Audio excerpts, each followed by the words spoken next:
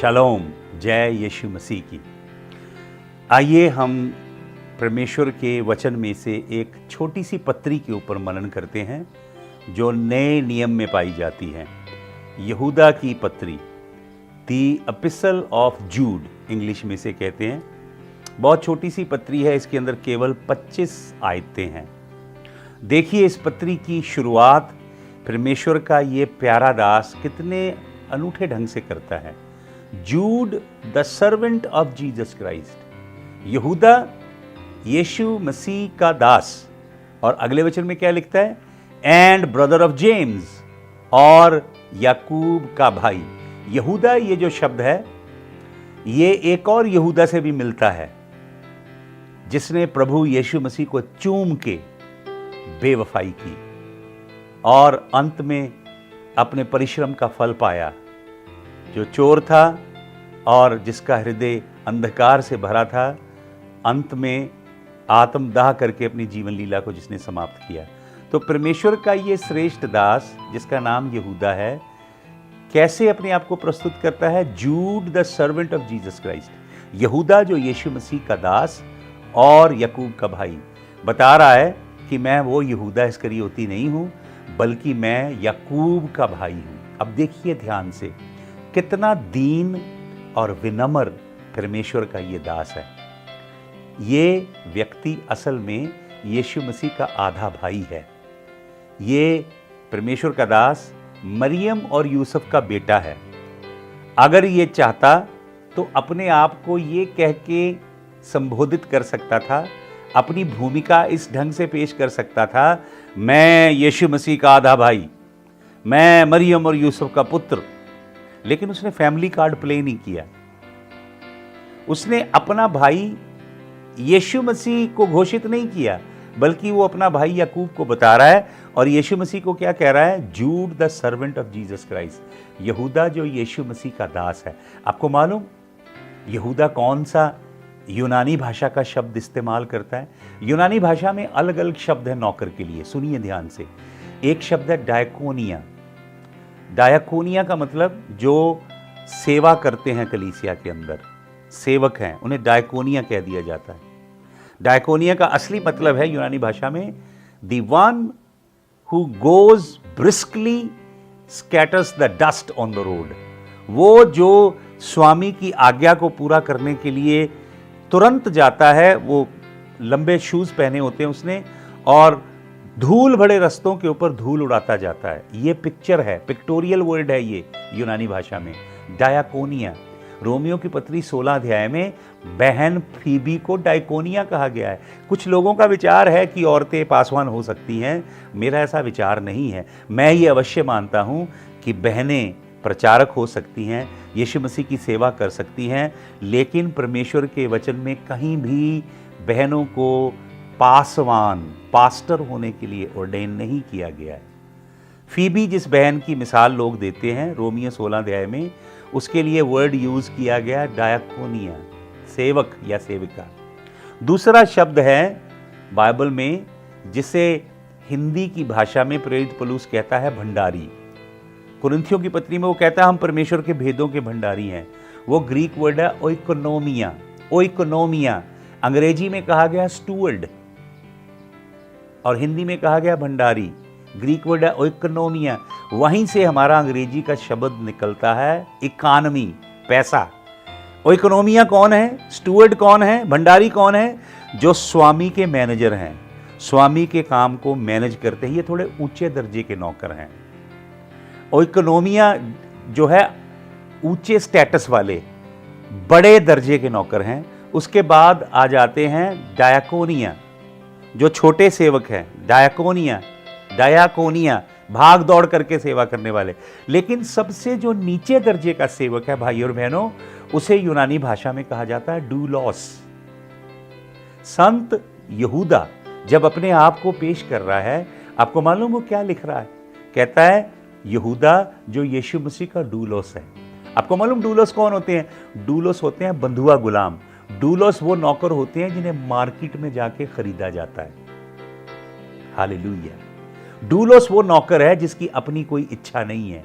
डूलोस वो नौकर है जिसकी अपनी कोई मर्जी नहीं है। डूलोस वो नौकर है जिसका अपना कोई दर्शन नहीं, अपना कोई विजन नहीं, अपना कोई ख्वाब नहीं, अपने जीवन की कोई तमन्ना नहीं। डूलोस अर्थात बंधुआ गुलाम वो नौकर है जिसके जीवन का उद्देश्य केवल उसकी मर्जी को पूरा करना है जिसने उसे खरीदा है मंडी से। हालेलुया। जिसका वो नौकर है जो उसे मोल लेकर आया है, उसको प्रसन्न करना, उसकी सेवा करना, उसकी खुशी को पूरा करना, उसके दर्शन को, उसके रोआ को पूरा करना, उसकी मर्जी को पूरा करना इस नौकर की खुशी है, तमन्ना है, आरजू है। और इसी उद्देश्य के लिए ये नौकर जीता है। ये शब्द इस्तेमाल कर रहा है यहूदा। आज सेवक लोग कितने बड़े बड़े अलौकिक शब्द इस्तेमाल करते हैं, अपने नाम के आगे बड़े बड़े शब्द लगाते हैं। भाई और बहनों, मैं बहुत डरता हूं, बहुत भयभीत होता हूं। कितना अहंकार का प्रदर्शन, कितना दिखावे का, बनावटीपन का प्रदर्शन है। देखें, ये यीशु मसीह की मां मरियम की कोख से निकला है और यूसुफ का बीज है। अपने आप को यीशु मसीह का बंधुआ गुलाम बता रहा है। ओइकोनोमिया नहीं बता रहा है, डायकोनिया नहीं बता रहा है, अपने आप को बता रहा है डूलोस। आपको मालूम डूलोस कौन होता है? बाइबल में लिखा है बंधुआ गुलामों के विषय में। प्रभु ने कहा जुबली जब आए उन्हें आजाद कर देना, वो आजाद हो जाएं, उनके बीवी बच्चे आजाद हो जाएं। लेकिन अगर वो नौकर ये कहे कि स्वामी मुझे तुझसे प्यार हो गया, मैं तुझे छोड़ना नहीं चाहता, तो क्या लिखा है वचन के अंदर? वचन के अंदर लिखा है उसे अपने घर के द्वार तक लेके जाना और उसके कान में सुराख कर देना। इधर कान में क्या कर देना? सुराख कर देना। वो उसके कान में सुराख इस चीज का निशान है कि ये अपनी मर्जी से तेरा बंधुआ गुलाम है। हालेलुया। बाइबल, ये बाइबल के अंदर जो अगुआ है, लीडर है, वो बंधुआ गुलाम है। आपको मालूम, यीशु मसीह 22 अध्याय पढ़िएगा लूका रचित सुसमाचार। जब उसके जीवन के अंतिम रात आ गई, फसह का पर्व आया, यीशु मसीह अपने चेलों के संग फसह मनाना चाहता था। वो कहता, मुझे बड़ी आरजू थी, दिल की तमन्ना थी कि ये फसह मैं तुम्हारे संग मनाऊं। वो अपने 12 चेलों के संग, आपको मालूम यीशु मसीह ने अपने जीवन के आखिरी 72 घंटे 72 आवर्स केवल चेलों के संग बिताए। उसने सभाएं नहीं की, मीटिंग नहीं की, हीलिंग क्रूसेड नहीं किए, अपने चेलों के संग रहा, क्योंकि वो अपना आखिरी समय अपने चेलों के संग बिताना चाहता था। अंतिम रात जब वो भोज करने बैठा, यीशु मसीह ने, आपको मालूम क्या देखा? उसने देखा उसके चेले आपस में वाद विवाद कर रहे हैं। वचन में लिखा, चेलों के अंदर वाद विवाद उठा कि प्रभु के जाने के बाद कौन बड़ा होगा, किसे गद्दी मिलेगी हमारे गुरु की, कौन मठाधीश बनेगा, कौन महामंडलेश्वर बनेगा, कौन बड़ा स्वामी, बड़े डैडी, बड़े पापा जी बनेंगे। ये बहस चल रही थी उनके अंदर। सभी चेले अपनी अपनी तर्क पेश कर रहे होंगे, लेकिन बाइबल में क्या लिखा है? यीशु मसीह जिसका दिल गमगीन था बहुत, यीशु मसीह का हृदय व्याकुल था। वचन में लिखा वो बहुत व्याकुल था, बहुत बड़ी वेदना से गुजर रहा था, बहुत बड़े दुख से गुजर रहा था। यीशु मसीह गतसमनी देख रहा था जहां उसे निचोड़ा जाएगा। गात शमानीम, आपको मालूम गतसमनी का मतलब क्या है? वो जगह जहां पे, जिसे पंजाबी में कह दो वेलना, जिसके अंदर से गन्ना निकाला जाता है, ऐसे वहां पे जगह थी गात शमानीम, जहां पे ऑलिव को, इंजीरों को, ऑलिव को, जैतून को, उन्हें क्रश किया जाता है। ऐसे एक बहुत बड़े वाट में रखा जाता है, पत्थर के ऊपर से बहुत बड़ा पत्थर उनके ऊपर डाला जाता है, दबाया जाता है, उसमें से जैतून का तेल निकलता है। यीशु मसीह वो पीड़ा अनुभव कर रहा है। यीशु मसीह क्रूस की शैडो, क्रूस की परछाई देख रहा है। यीशु मसीह बेरहमी से ठुकती कीलों को देख रहा है, कोड़ों की मार को देख रहा है। वो बहुत गमगीन है और वो अपने चेलों के साथ वो समय बिताना चाहता है। लेकिन चेले ये वाद विवाद कर रहे हैं, बहस कर रहे हैं कि प्रभु के जाने के बाद बड़ा कौन होगा, बड़ी पदवी, बड़ी कुर्सी, बड़ी गद्दी किसे मिलेगी। तो प्रभु ने क्या किया? प्रभु यीशु मसीह ने अपने चेलों के भ्रष्ट दिल देखे, जो पोजीशन हंगरी हैं, पावर हंगरी हैं। जो दुनिया में बड़ी कुर्सी चाहते हैं, दुनिया की शानो शौकत चाहते हैं, दुनिया में मशहूर होना चाहते हैं, दुनिया के लोगों की वाहवाही चाहते हैं। यीशु मसीह ने ऐसे चेलों को देखा और प्रभु ने क्या किया, उसने पोशाक पहनी थी रब्बी की, उस्ताद की पोशाक पहन, बहुत कीमती पोशाक थी वो, आपको मालूम, वो सीमलेस थी, उसके अंदर जोड़ नहीं था। बहुत महंगी सिल्क थी, रेशम थी, जिसके अंदर जोड़ नहीं था। इसीलिए रोमी सिपाहियों ने उसे गुड़ियां डाल के बांटा, क्योंकि वो बहुत महंगी पोशाक थी।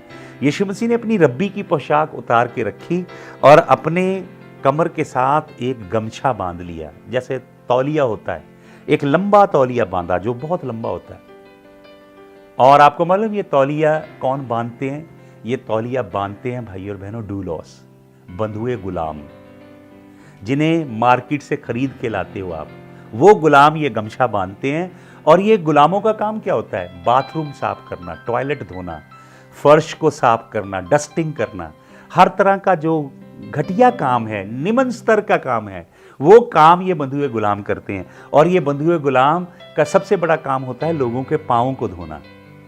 वो पाँव को धोते हैं, फिर उसको टॉवल से साफ, ऐसे टोज को साफ करते हैं, हड़बड़ाहट में नहीं धो देते, पाँव को धोते हैं अच्छी तरह, फिर उनकी टोज को, उंगलियों को ऐसे साफ करते पाँव की, फिर जैतून का तेल डाल के मसाज करते हैं। ये काम है बंधुए गुलामों का। यीशु मसीह ने गुरु की पोशाक उतारी और बंधुए गुलाम की पोशाक पहनी और अपने चेलों के पाँव धोने लगा। आपको मालूम, यीशु मसीह चेलों को संदेश दे रहा है। चेले कह रहे हैं बड़ा कौन होगा, बड़े पापा डैडी जी कौन होंगे, बड़े अपोस्टल, मेजर माइनर कौन होंगे, बड़े over arching bishop, right reverend कौन होंगे? तो यीशु मसीह बता रहा है, यीशु मसीह बता रहा है जो झुक के सबके पाँव धोता है, जो झुक के सबसे घटिया काम करता है, वो मेरे राज्य में सबसे बड़ा होगा। जो अपने आप को बहुत बड़ा दिखाता है, बहुत बड़ी पदवी पे बैठता है, लोग उसको बहुत बड़े बड़े नामों से बुलाते हैं, बड़ी महिमा यश गाते हैं उसका, वो मेरे राज्य में सबसे छोटा होगा। हालेलुया। तो देखिए, प्रभु का ये प्रेरित अपने आप को डूलॉस बताता है, इकोनोमिया नहीं बताता है, डायकोनिया नहीं बताता है, डूलॉस। मैं यीशु मसीह का बंधुआ गुलाम हूँ, डिस्टिंक्शन बताता है। आपको मालूम, यीशु मसीह के 4 भाई थे, यहूदा, याकूब, योसेस या योसफ और साइमन। आप पढ़ लीजिएगा मरकुस रचित सुसमाचार 6 अध्याय का 3 वचन। और यीशु मसीह की बहनें भी थीं, प्लूरल वर्ड लिखा है, जीसस हैड सिस्टर्स, तो 2 या 2 से ज़्यादा होंगी। यीशु मसीह की बहनें भी हैं, यीशु मसीह के भाई भी हैं, लेकिन यीशु मसीह के बहनें और भाई ये जो है, ये यीशु मसीह पे विश्वास नहीं करते हैं। यूहन्ना 7:5 में लिखा, they did not believe in him, उन्होंने यीशु मसीह पे विश्वास नहीं किया। और एक वचन में लिखा है, उन्होंने यहाँ तक कहा, he is crazy, he is gone out of his mind, इसका दिमाग बहक गया है, ये सही दिमाग में नहीं है, ये उन्होंने बोला। हालेलुया। तो याकूब देखिए एक बड़ी अनूठी पत्री लिखता है। मैं शायद इसके भी हम 2 सेशन करेंगे, मुझे मालूम नहीं अभी कितना टाइम हुआ है, 13 मिनट हुए हैं। अभी हम कुछ इसकी आउटलाइन देते हैं, फिर दूसरे सेशन में इसे समाप्त करेंगे। तो याकूब पत्री क्यों लिख रहा है?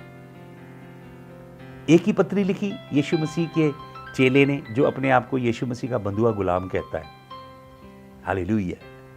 अपने आप को इकोनोमिया नहीं कहता है, अपने आप को डायकोनिया नहीं कहता है, अपने आप को डूलॉस कहता है। आपको मालूम, प्रेरित पौलुस अपने आप को डूलॉस नाम देके संबोधित करता है बार बार पत्रियों में। प्रेरित पौलुस इतना अद्भुत दास है, अपने आप को जब रोम की जेल में है, पत्री जेल में से लिख के भेज रहा है। और आपको मालूम क्या कहता है?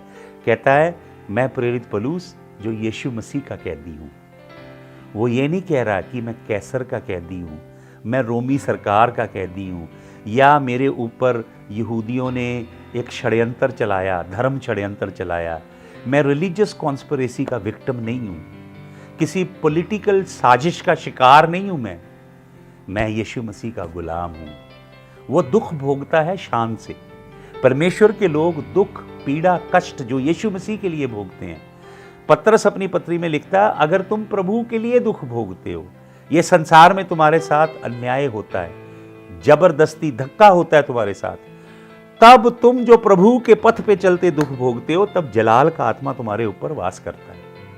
लेकिन अगर तुम अपने बुरे कामों के लिए जेल जाते हो, बुरे कामों के लिए दुख भोग, बहुत सारे लोग, मसीह लोग बुरे कामों के लिए जेल जाते हैं, कोर्ट कचहरी में जाते हैं, दुख भोगते हैं, तो प्रभु का दास कहता है तुम प्रभु के नाम की निंदा करवाते हो।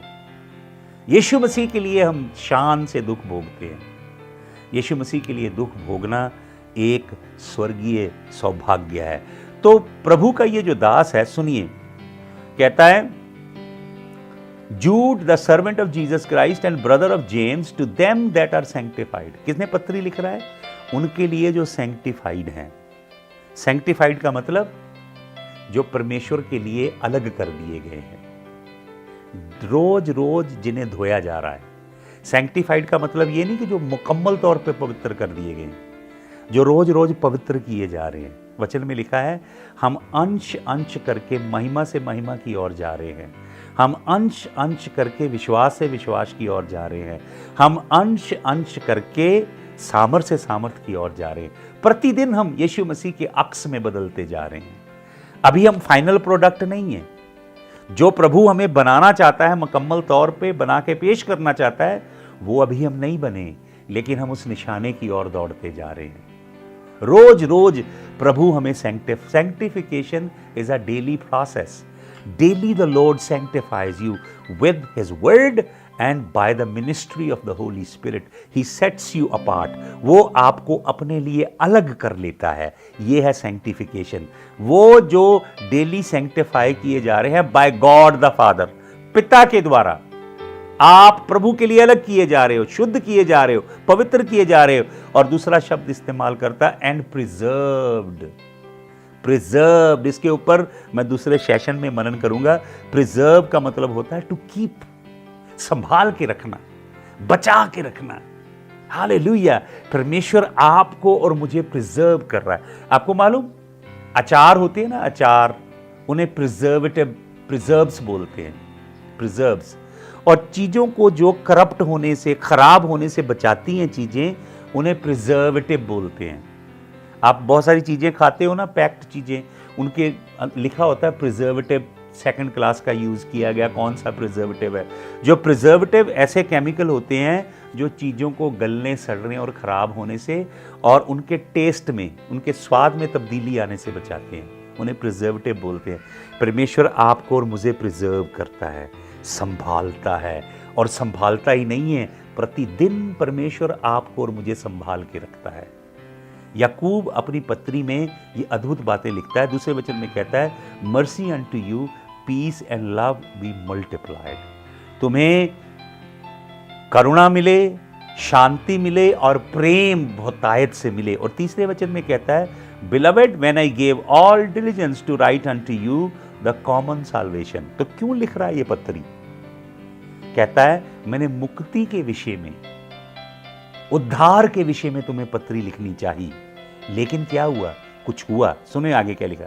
It was needful for me to write unto you and exhort you that you should earnestly contend for faith that was once delivered unto saints. कहता है मैंने तो तुम्हें उद्धार और मोक्ष की बातें, परमेश्वर के वचन की खूबसूरत बातें लिखने के लिए पत्री लिखनी चाहिए, लेकिन मैंने ये ज़रूरत समझी कि तुम्हें एक गहरा कलाम दिया जाए। क्यों? ताकि तुम अपने विश्वास की रक्षा करो। जो विश्वास हमें मिला है स्वर्ग से, परमेश्वर ने राई के दाने की तरह विश्वास हमारे हृदय में डाला है। और ये विश्वास परमेश्वर के कलाम के ऊपर मनन करने, सीखने और परमेश्वर के कलाम के ऊपर चलने से ये विश्वास हमारे अंदर गहरा होता जाता है। हालेलुया। इस विश्वास के लिए युद्ध कर। कैसे इस विश्वास के लिए युद्ध करना है? क्यों इस विश्वास के लिए युद्ध करना है? क्या जरूरत है इस विश्वास की रक्षा की, युद्ध करने की? ये याकूब अपनी पत्री में बताता है। कहता है I needful for me to write unto you and exhort you that you should earnestly contend for faith. जो संतों को विश्वास दिया गया स्वर्ग से, उस विश्वास की रक्षा के लिए युद्ध करें। इसलिए मैं ये पत्री लिख रहा हूं। इस पत्री के अगले खंड में हम चलेंगे। अभी एक छोटा सा ब्रेक लेंगे। खुदावंद यीशु मसीह आप सबको बहुत बरकत दे। सबको जय मसीह की। Hallelujah. The Lord bless you all. जय मसीह की।